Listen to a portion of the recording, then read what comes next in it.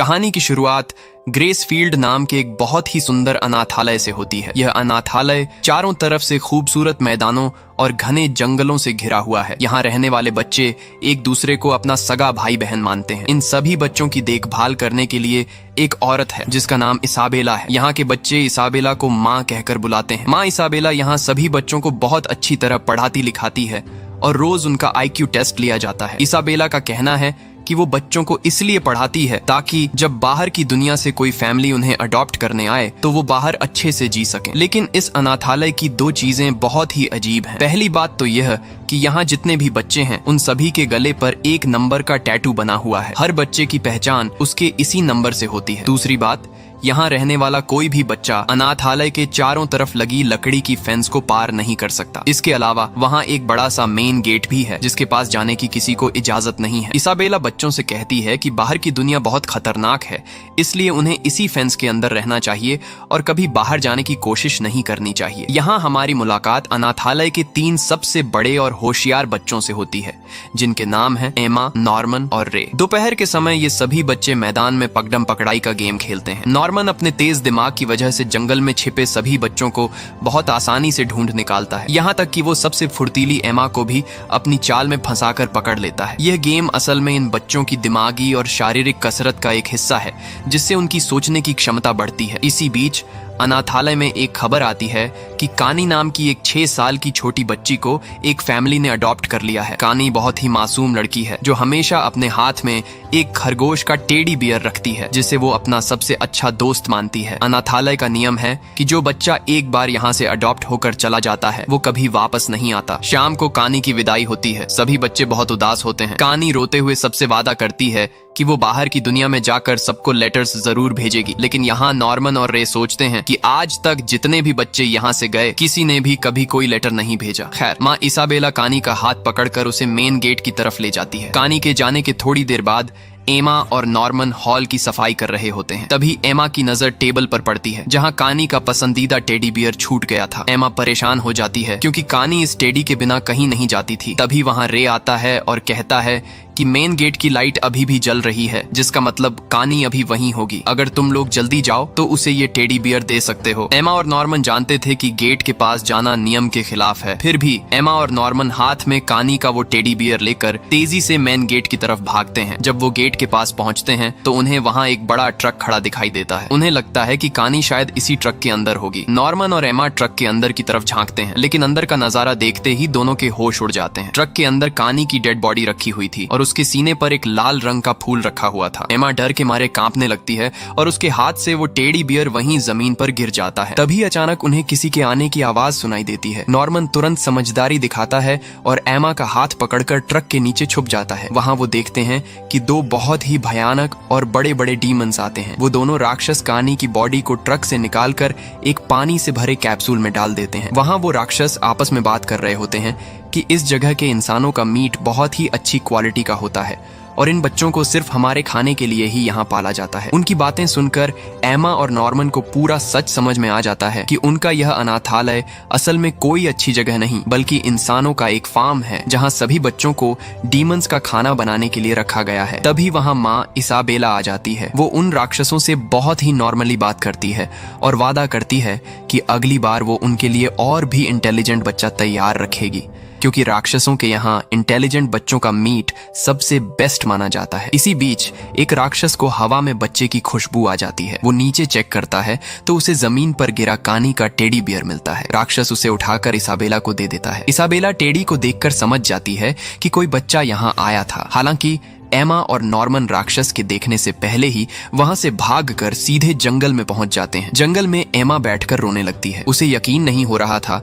कि उसकी प्यारी इसाबेला एक बुरी इंसान है और वो जहां रहती है वो जगह कोई अच्छी जगह नहीं बल्कि इंसानों का एक फार्म है। नॉर्मन उसे शांत करता है और कहता है कि हमें इस अनाथालय से भागना होगा। इस पर एमा कहती है, हम यहाँ से अकेले नहीं भागेंगे, बल्कि अनाथालय के बाकी सभी बच्चों को भी अपने साथ लेकर जाएंगे। नॉर्मन भी उसका साथ देने का वादा करता है। अगले दिन एमा और नॉर्मन अनाथालय के माहौल में बिल्कुल नॉर्मल रहने की कोशिश करते हैं ताकि इसाबेला को उन पर कोई शक न हो। दोनों चुपके से अनाथालय की उस फेंस के पास जाते हैं। नॉर्मन एमा से कहता है, यहाँ से भागने के लिए हमें बहुत ही पक्की और मजबूत प्लानिंग करनी होगी। जब तक हमारा पूरा प्लान तैयार नहीं हो जाता तब तक हम बाकी बच्चों को इस सच के बारे में कुछ नहीं बताएंगे, वरना सब डर जाएंगे। इसके बाद दोनों उस एरिया की जांच करने के लिए फेंस को पार करते हैं। जंगल के आखिर में पहुंचकर वो देखते हैं कि आगे एक बहुत ही ऊंची और विशाल दीवार बनी हुई है। उस दीवार को बिना किसी मदद के पार करना नामुमकिन था। नॉर्मन समझ जाता है कि दीवार पर चढ़ने के लिए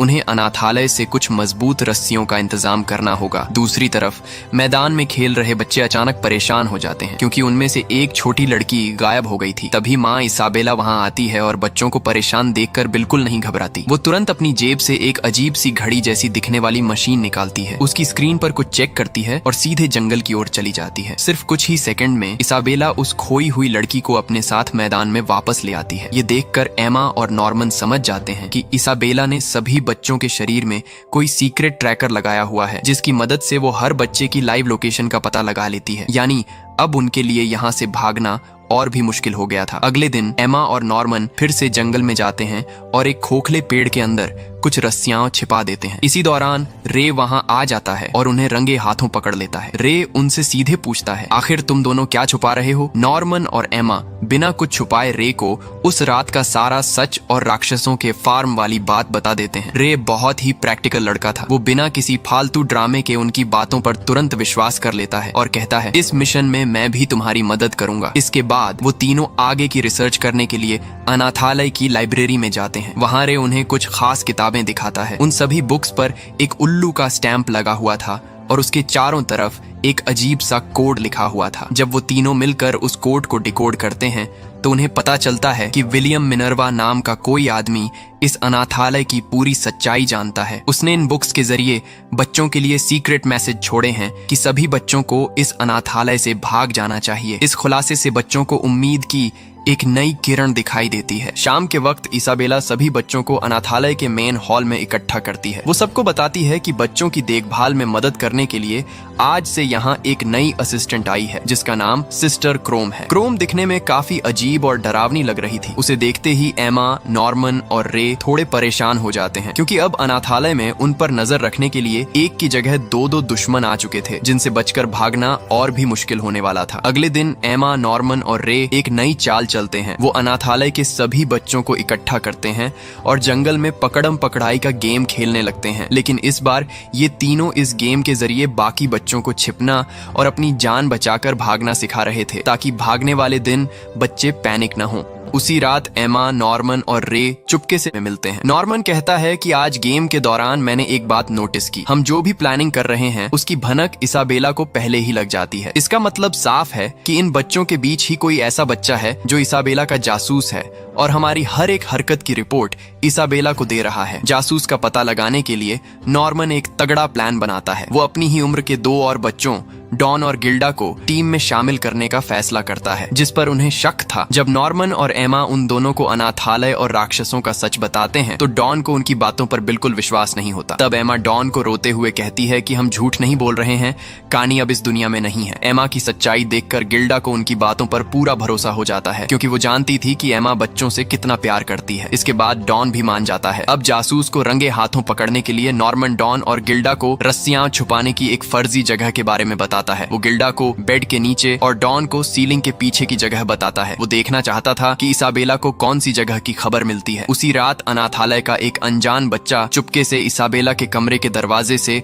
एक सीक्रेट नोट डालता है। उस नोट में लिखा था कि बच्चों ने रस्सियां कहाँ छुपाई हैं और साथ ही यह भी लिखा था कि नॉर्मन एक बहुत ही चालाक और खतरनाक लड़का है। अगली सुबह नॉर्मन, एमा और रे उस जगह को चेक करने जाते हैं जहां उन्होंने रस्सियों को छुपा कर रखा था। वहां पहुंचकर वो देखते हैं कि रस्सियां वहां से गायब थीं। अब क्योंकि इन रस्सियों की जगह के बारे में उनके अलावा सिर्फ डॉन और गिल्डा को ही पता था, इसलिए सारा शक उन दोनों पर ही चला जाता है। रे गुस्से में कहता है कि देखा, मैंने पहले ही कहा था कि उन दोनों पर भरोसा नहीं करना चाहिए। डॉन या गिल्डा में से ही कोई एक इसाबेला का जासूस है। लेकिन तभी नॉर्मन बहुत ही शांति से मुस्कुराता है और कहता है कि नहीं रे, डॉन और गिल्डा में से कोई भी जासूस नहीं है। नॉर्मन बताता है कि असली जासूस कोई और है और उसने जानबूझकर तीसरी लोकेशन की जानकारी केवल एक खास व्यक्ति को दी थी। ये सुनकर रे चौंक जाता है। नॉर्मन धीरे से उसकी तरफ देखकर कहता है कि असली जासूस तुम हो। रे चुप हो जाता है और सच्चाई स्वीकार कर लेता है कि वह शुरू से इसाबेला के लिए काम कर रहा था, क्योंकि वह अपनी जान बचाना चाहता था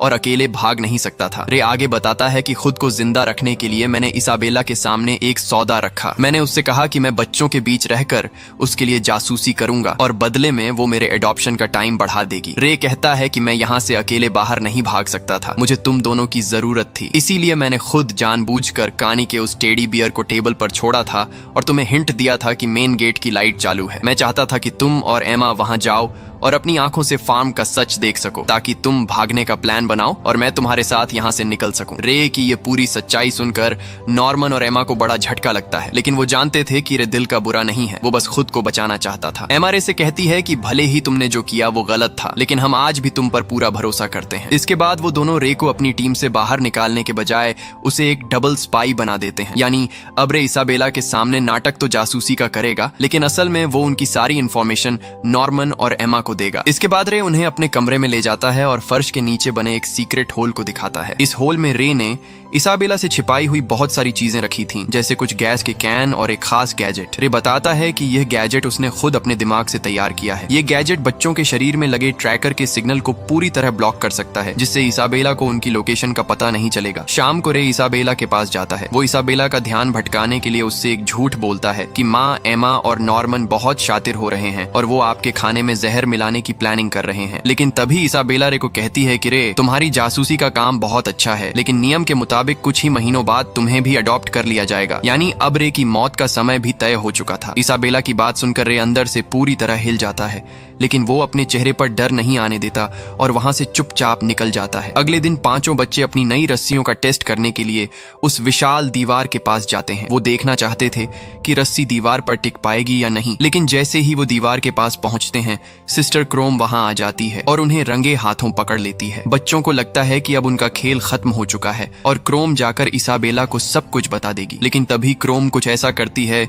जिसकी उम्मीद किसी को नहीं थी। वो कहती है कि डरो मत, मैं इसाबेला को इस बारे में कुछ नहीं बताऊंगी। मैं तो खुद तुम बच्चों की मदद करना चाहती हूँ ताकि तुम यहाँ से भाग सको। बच्चों को उसकी बातों पर बिल्कुल भरोसा नहीं होता। तब क्रोम अपनी कॉलर हटाकर एक निशान दिखाती है। वो बताती है कि मेरी बॉडी के अंदर एक सीक्रेट चिप लगी हुई है। अगर कोई भी बच्चा मेरी सिक्योरिटी से भाग जाता है या मैं इसाबेला के खिलाफ जाती हूँ, तो इस अनाथालय के हेडक्वार्टर वाले इस चिप के जरिए मुझे करंट देकर सीधे मार डालेंगे। क्रोम आगे बताती है कि वो इसी अनाथालय में पली बड़ी है। वो इसाबेला को हटाकर खुद इस फार्म की मां बनना चाहती थी ताकि अपनी जान बचा सके। उसी रात वो पांचों बच्चे सिस्टर क्रोम के कमरे में जाते हैं। वहां क्रोम उन्हें इस दुनिया का असली और सबसे खौफनाक इतिहास सुनाती है। वो बताती है कि आज से करीब 1000 साल पहले इंसानों और डीमंस के बीच एक बहुत ही भयानक युद्ध शुरू हुआ था, जिसमें दोनों तरफ के लाखों लोग मारे गए थे। इस तबाही को रोकने के लिए दोनों ग्रुप्स के बीच एक समझौता हुआ, जिसका नाम रखा गया इद प्रॉमिस। इस प्रॉमिस के मुताबिक इंसानों और राक्षसों ने अपनी दुनिया को 2 अलग अलग हिस्सों में बांट लिया। राक्षसों ने वादा किया कि वो अब इंसानों की दुनिया में जाकर उन पर हमला नहीं करेंगे, लेकिन इस शांति के बदले में इंसानों को एक बहुत ही क्रूर शर्त माननी पड़ी। शर्त यह थी कि राक्षसों को खाने के लिए इंसानी बच्चों की सप्लाई दी जाएगी। इसी शर्त को पूरा करने के लिए इस दुनिया में ग्रेस फील्ड जैसे कई सीक्रेट फार्म्स बनाए गए, जहां अनाथ बच्चों को बहुत अच्छे माहौल में पाला पोसा जाता है। क्रोम आगे बताती है कि राक्षसों को जितना ज्यादा इंटेलिजेंट बच्चा खाने को मिलता है, उनका दिमाग उतना ही ज्यादा समझदार और ताकतवर होता जाता है। अगर वो इंसानी दिमाग नहीं खाएंगे तो वो जानवरों जैसे जंगली बन जाएंगे। इसी वजह से इसाबेला बच्चों को इतना ज्यादा पढ़ाती है और उनका रोज IQ टेस्ट लेती है। इसी बातचीत के दौरान बच्चे क्रोम से उनके कानों में लगे ट्रैकर के बारे में पूछते हैं। क्रोम बताती है कि सभी बच्चों के कानों के पीछे एक बहुत ही छोटा ट्रैकर लगाया गया है, जिससे इसाबेला अपनी घड़ी में सबकी लोकेशन देख सकती है। अब क्योंकि रे पहले ही इस ट्रैकर को ब्लॉक करने का गैजेट बना चुका था, इसलिए बच्चों के चेहरे पर कोई डर नहीं दिखता। बच्चों का यह कॉन्फिडेंस देखकर क्रोम समझ जाती है कि इन बच्चों को ट्रैकर को बेकार करने का तरीका मिल चुका है। अगले दिन क्रोम बच्चों के रूम में थी, तभी वहां इसाबेला आ जाती है। इसाबेला के हाथ में एक लेटर था। इसाबेला वो लेटर क्रोम के हाथ में थमा देती है और बताती है कि हेडक्वार्टर से ऑर्डर आया है कि तुम्हें दूसरे अनाथालय में मान की पोस्ट दी जा रही है, इसलिए तुम्हें इसी वक्त ग्रेस फील्ड हाउस छोड़कर जाना होगा। यह खबर सुनकर सिस्टर क्रोम को बहुत बुरी लगती है। वो अच्छी तरह जानती थी कि इसाबेला उसे प्रमोशन नहीं दे रही बल्कि रास्ते से हटा रही है, क्योंकि इसाबेला को क्रोम की चालबाजी का पता चल चुका था। क्रोम समझ जाती है कि अब उसका बचना नामुमकिन है। अनाथालय से निकलने से पहले क्रोम बच्चों की मदद करने के लिए एक स्पेशल पेन छोड़कर चली जाती है। जब क्रोम अनाथालय के मेन गेट पर पहुंचती है तो वहां उसकी मुलाकात इस पूरे सिस्टम की सुपरवाइजर से होती है, जिसे सभी लोग दादी कहकर बुलाते थे। क्रोम अपनी जान बचाने के आखिरी मौके के तौर पर दादी को बताती है कि ग्रेस फील्ड के बच्चे बहुत शातिर हैं और वो यहाँ से भागने का प्लान बना रहे हैं, और इसाबेला इस बात को छुपा रही है। लेकिन दादी क्रोम की एक नहीं सुनती। दादी कहती है कि इसाबेला मेरा सबसे पसंदीदा है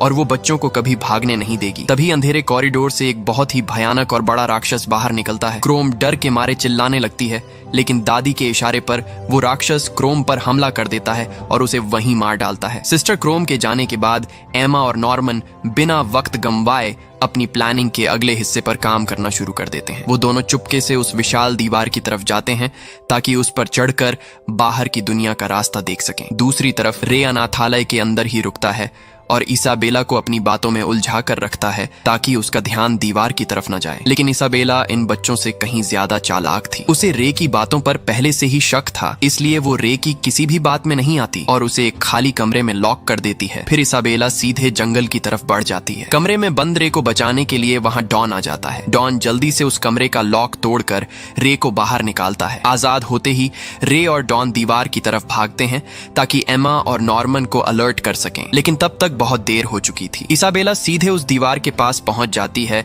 और उन दोनों को डांटने लगती है। इसाबेला कहती है कि मैंने तुम्हें इस अनाथालय में वो सब कुछ दिया जिसकी तुम्हें जरूरत थी, अच्छा खाना, अच्छे कपड़े, ढेर सारा प्यार और एक महफूज जिंदगी। फिर भी तुम लोगों ने अनाथालय के सबसे बड़े नियम को तोड़ने की कोशिश की। तभी एमा दौड़कर इसाबेला को पीछे से कसकर पकड़ लेती है ताकि इसाबेला हिल न सके। एमा चिल्लाकर नॉर्मन से कहती है कि नॉर्मन, तुम रुकना मत, जल्दी से दीवार के ऊपर चढ़ जाओ और यहाँ से भाग जाओ। लेकिन इसाबेला की ताकत एमा की सोच से कहीं ज्यादा थी। वो पलक झपकते ही खुद को एमा की पकड़ से छुड़ाती है और गुस्से में एमा का पैर इतनी बेरहमी से मरोड़ती है कि उसका पैर वहीं टूट जाता है। एमा दर्द के मारे जमीन पर गिरकर चीखने लगती है। एमा की यह हालत देखकर नॉर्मन के कदम वहीं रुक जाते हैं। वो एमा को इस दर्दनाक हालत में छोड़कर अकेले भागने से साफ इनकार कर देता है। इसाबेला मुस्कुराती है और कहती है कि तुमने बिल्कुल सही फैसला किया। इसके बाद वो बताती है कि हेडक्वार्टर से ऑर्डर आ चुका है। कल नॉर्मन का एडॉप्शन होने वाला है, यानी कल उसका आखिरी दिन है और उसे डीमंस के हवाले कर दिया जाएगा। उसी रात चारों बच्चे एक कमरे में इकट्ठे होते हैं। रे नॉर्मन से कहता है कि हमारे पास सिर्फ आज की रात है। हम कल सुबह ही तुम्हारे पैर में चोट लगने का नाटक करेंगे या तुम्हें अनाथालय के अंदर ही कहीं छुपा देंगे, जिससे तुम्हारा शिपमेंट रुक जाएगा। लेकिन नॉर्मन उनके इस प्लान के लिए साफ मना कर देता है। वो कहता है कि अगर मैं यहाँ से भागने की कोशिश करूंगा या छुपूंगा तो इसाबेला पूरे अनाथालय को हाई अलर्ट पर डाल देगी। वो सुरक्षा और ज्यादा कड़ी कर देगी, जिसके बाद बाकी बच्चों का यहाँ से भागना हमेशा के लिए नामुमकिन हो जाएगा। नॉर्मन भावुक होकर कहता है कि अगर मुझे अपने भाई बहनों और तुम दोस्तों की रक्षा करने के लिए अपनी जान भी देनी पड़े तो मैं खुशी खुशी अपना बलिदान दे दूंगा। अगली सुबह नॉर्मन बहुत ही शांत मन से अपना सामान पैक करने लगता है। तभी अलमारी के एक कोने में उसे वो सीक्रेट पेन मिलता है जिसे सिस्टर क्रोम ने जाने से पहले उनके लिए छुपा कर रखा था। नॉर्मन उस पेन को ध्यान से देखता है और समझ जाता है कि यह कोई मामूली पेन नहीं है, बल्कि इसके अंदर बाहर की दुनिया का कोई बहुत बड़ा राज या नक्शा छिपा हुआ है। वो उस पेन को चुपचाप अपनी जेब में रख लेता है। अनाथालय छोड़ने से पहले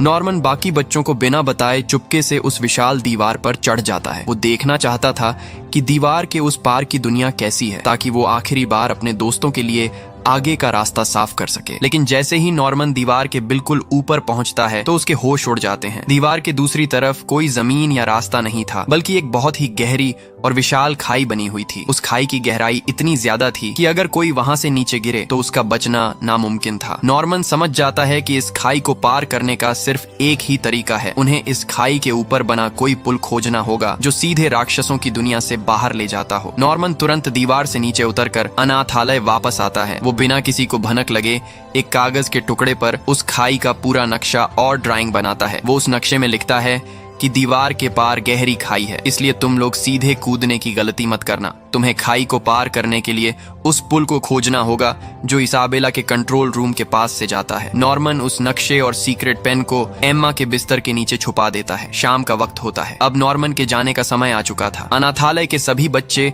मेन हॉल में इकट्ठे होते हैं। छोटे बच्चों को लग रहा था कि नॉर्मन एक बहुत ही अच्छी फैमिली के पास जा रहा है, इसलिए वो खुश थे। लेकिन एम्मा, रे, डॉन और गिल्डा का रो रो कर बुरा हाल था। एम्मा टूटे हुए पैर के साथ नॉर्मन के पास जाती है और उसे गले लगाकर फूट फूट कर रोने लगती है, क्योंकि वो जानती थी कि इस दरवाजे के पार जाते ही राक्षस नॉर्मन को मार कर खा जाएंगे। नॉर्मन एम्मा के आंसू पोंछता है और मुस्कुराते हुए सबसे अलविदा कहकर इसाबेला के साथ मेन गेट की तरफ बढ़ जाता है। इसाबेला नॉर्मन को अनाथालय के उस खौफनाक गेट के पार ले जाती है। गेट के अंदर बने उस सीक्रेट कॉरिडोर में नॉर्मन को एक कमरे में ले जाया जाता है। वहां उसकी मुलाकात पीटर नाम के एक रईस आदमी से होती है। पीटर बहुत ही साफ सुथरे कपड़ों में था और उसके चेहरे पर मुस्कान थी। पीटर नॉर्मन को समझाना शुरू करता है कि वो कोई मामूली इंसान नहीं है। वो इस पूरी दुनिया में चल रहे ह्यूमन फार्मिंग यानी इंसानों को पालने और उन्हें डेमोन्स को खाना खिलाने वाले पूरे ऑपरेशन का लीडर है। पीटर नॉर्मन की बुद्धिमानी से बहुत इम्प्रेस था, इसलिए वो उसे इस अनाथालय और बाहर की दुनिया के समझौतों के बारे में सारी चीजें डिटेल में बताने लगता है। नॉर्मन बहुत ही शांत होकर पीटर की आंखों में देखता है। वो कहता है कि तुम्हें मुझे यह सब चीजें डिटेल में बताने की कोई जरूरत नहीं है। मैं अच्छी तरह जानता हूँ कि यहाँ मेरे साथ क्या होने वाला है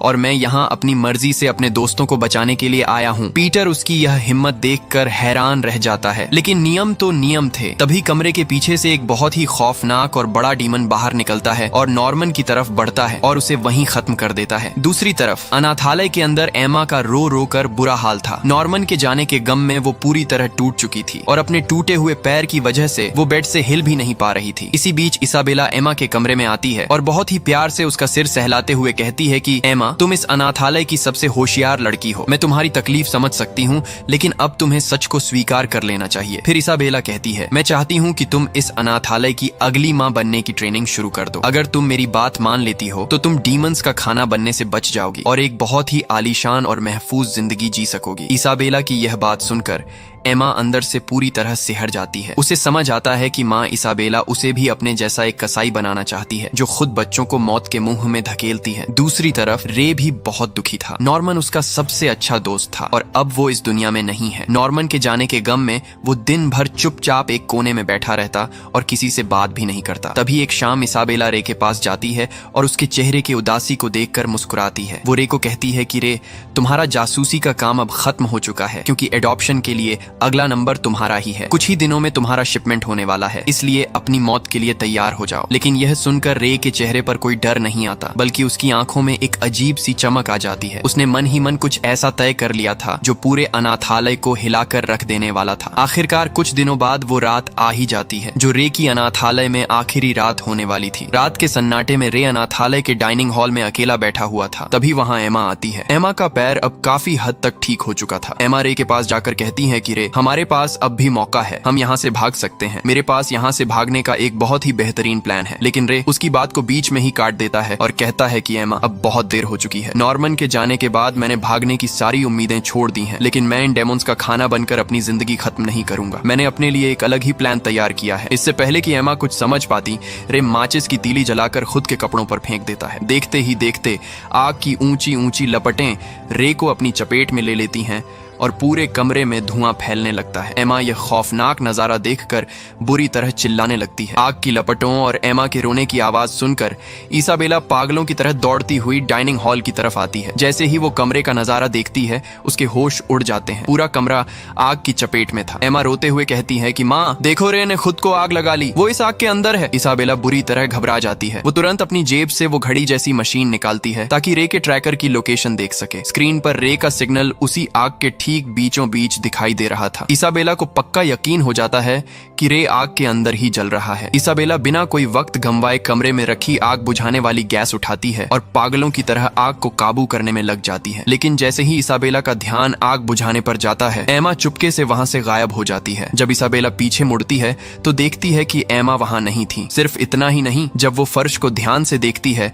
तो उसे वहां खून की कुछ बूंदें और एक कटी हुई इंसानी खाल का टुकड़ा दिखाई देता है। ये देखते ही इसाबेला को समझ आ जाती है कि बच्चों ने उसके साथ धोखा किया है। अब इसाबेला को समझ आ चुका था कि रे मरा नहीं है, बल्कि यह सब उसे चकमा देने के लिए किया गया था। यहाँ कहानी में एक फ्लैशबैक दिखाया जाता है। असल में जब नॉर्मन इस अनाथालय से विदा हुआ था तो उसने जाने से पहले एमा के लिए बिस्तर के नीचे जो नक्शा और सीक्रेट नोट छोड़ा था, उसमें एक बहुत ही पक्की प्लानिंग लिखी हुई थी। नॉर्मन जानता था कि रे खुद को आग लगाने की सोच रहा है, इसलिए नॉर्मन ने नोट में एमा को समझाया था कि रे की इस जिद को ही हमें अपना सबसे बड़ा हथियार बनाना होगा। नॉर्मन के जाने के बाद एमा ने वो सीक्रेट नोट चुपके से डॉन और गिल्डा को दिखा दिया था। पिछले कुछ दिनों से जब एमा अपने पैर की चोट की वजह से बिस्तर पर होने का नाटक कर रही थी, तब डॉन और गिल्डा बाकी बड़े बच्चों के साथ मिलकर अनाथालय के अंदर ही भागने की पूरी तैयारी कर रहे थे। इस पूरे प्लान की भनक रे को भी नहीं थी, क्योंकि रे पर इसाबेला 24 घंटे नजर रखती थी। अब कहानी प्रेजेंट में आती है। असल में जब रे डाइनिंग हॉल में खुद पर तेल छिड़क कर आग लगाने जा रहा था, तब एमा ने आखिरी पल में रे को पीछे खींच लिया था। इसके बाद एमा ने एक तेज चाकू निकाला और बहुत ही फुर्ती से रे के कान के पीछे कट लगाकर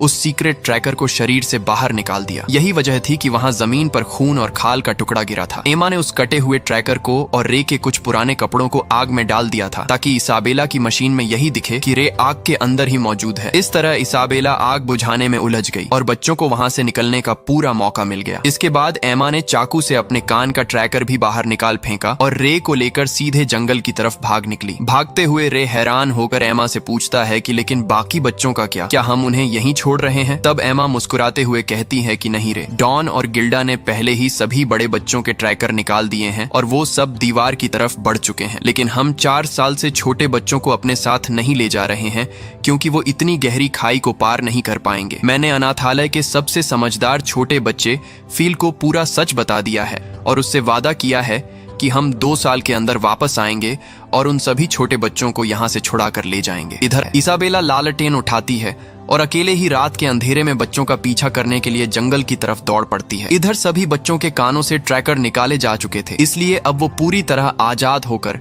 बिना किसी सुराग के आगे बढ़ रहे थे। कुछ ही देर में सभी बच्चे दौड़ते हुए उस ऊंची दीवार के पास पहुंचकर रस्सियों के सहारे ऊपर चढ़ जाते हैं। लेकिन जैसे ही वो दीवार के नीचे देखते हैं, बाकी बच्चों के होश उड़ जाते हैं। नॉर्मन ने अपने नक्शे में जो लिखा था वो बिल्कुल सच था। दीवार के ठीक दूसरी तरफ एक बहुत ही गहरी और भयानक खाई बनी हुई थी, जिसकी चौड़ाई बहुत ज्यादा थी। इतनी गहरी खाई को कूदकर पार करना किसी भी बच्चे के लिए बिल्कुल नामुमकिन था। लेकिन डॉन अपनी पूरी ताकत से उस रस्सी को हवा में लहराता है और खाई के दूसरी तरफ एक पेड़ की टहनी पर फंसा देता है। एक एक करके बच्चे अपनी कमर में हैंगर्स को फंसाते हैं और उस रस्सी के सहारे खाई के दूसरी तरफ जाने लगते हैं। देखते ही देखते ज्यादातर बच्चे बहुत ही समझदारी और फुर्ती से उस खौफनाक खाई को पार करके दूसरी तरफ की सुरक्षित जमीन पर पहुंच जाते हैं। अब दीवार पर सिर्फ एमा अकेली बची हुई थी। वो जैसे ही दूसरी तरफ जाने के लिए रस्सी पकड़ती है, तभी वहां इसाबेला आ जाती है। इसाबेला एमा को कहती है कि रुक जाओ एमा, आगे मत बढ़ना। तुम लोग इस बाहर की खतरनाक दुनिया में कभी जिंदा नहीं रह पाओगे। इसाबेला को अपने ठीक सामने देखकर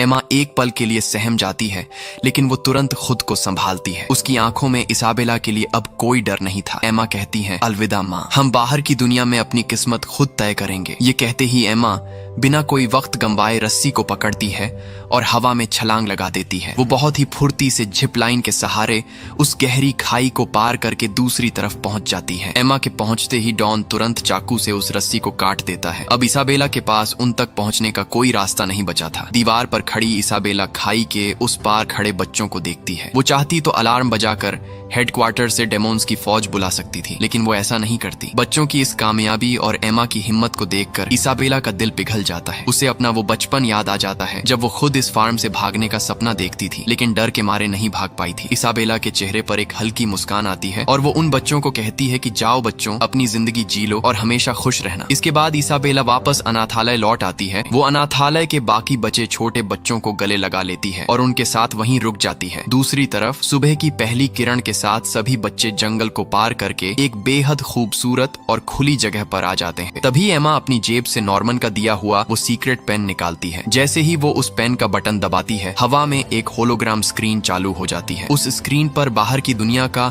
एक पूरा डिजिटल नक्शा उभर आता है और साथ ही विलियम मिनर्वा का एक आखिरी मैसेज दिखाई देता है, जिसमें लिखा था, अनाथालय से बाहर की दुनिया में तुम्हारा स्वागत है। आगे का रास्ता मुश्किल है, लेकिन उम्मीद मत छोड़ना। एमा और रे एक दूसरे की तरफ देखते हैं और मुस्कुराते हैं। भले ही नॉर्मन आज उनके साथ नहीं था, लेकिन उसके बनाए प्लान की बदौलत आज ये लोग जिंदा और आजाद थे। एमा आगे बढ़ती है और सभी बच्चों का हाथ थाम कर कहती है, यह हमारी नई शुरुआत है। और इसी के साथ ये कहानी खत्म हो जाती है। उम्मीद है आप सबको ये कहानी पसंद आई होगी। अगर पसंद आई होगी तो इस वीडियो को लाइक और मेरे चैनल को सब्सक्राइब जरूर करें, ताकि हमारे हर आने वाली वीडियो सबसे पहले आप तक पहुंचे। तो चलिए मिलते हैं नेक्स्ट वीडियो में। तब तक के लिए थैंक यू सो मच।